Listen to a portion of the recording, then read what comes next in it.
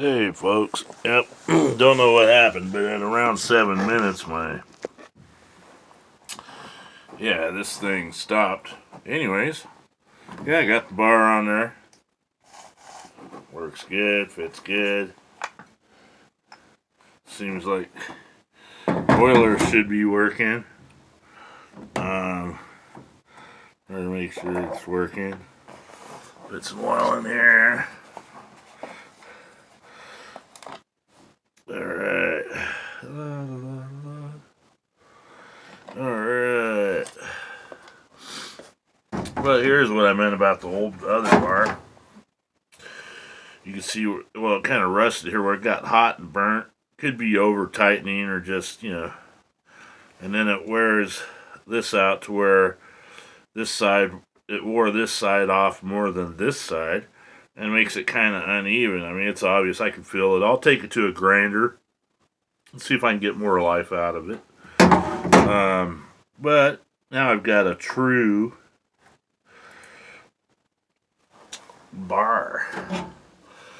And, here, these holes here are for the adjustment peg. And then above that, you'll see a little hole.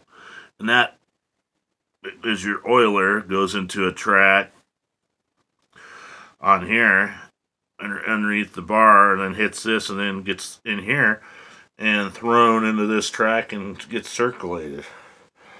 A lot of people like to use it. They used to use this. This is a grease point where you could grease your sprocket on the end. But people quit doing that because oil just it plugs it up to where your oil won't go through here and get to the sprocket, and your sprocket wears out faster.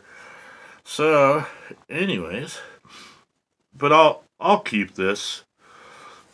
Deburr. It's got burrs here. I'll deburr it. I'll grind this down and give it a try. See how it works. I'm deburr it over here.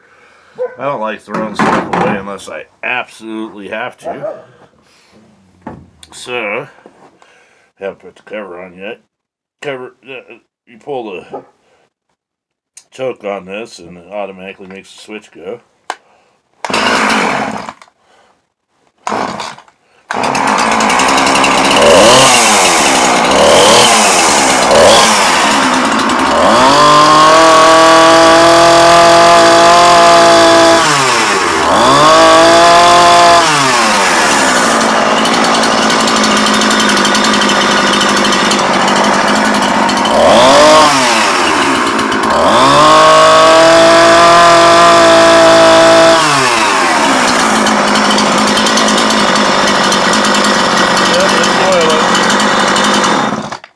Make sure the boiler lined up right. Well, anyways, thank you for watching and have a nice day. Thank you. This is part 2.